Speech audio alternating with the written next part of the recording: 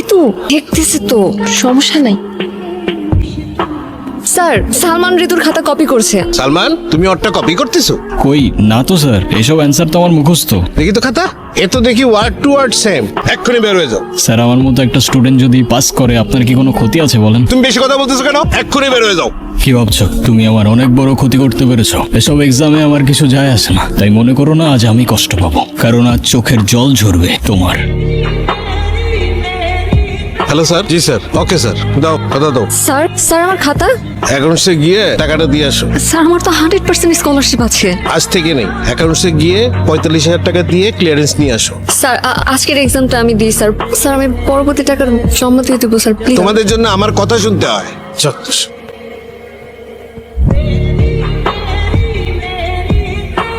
কি বলেছিলাম তো আজকে চোখের জল ঝরবে তোমার। কি ক্ষতি করেছিলাম তোমার আমি? এখন এসব ন্যাকা মার্কা ডায়লগ মারতে যাও না, অ্যাটলিস্ট তাই ইট মারলে পাটকেল খাবার জন্য রেডি থাকতে হয়, বুঝলে খুকি?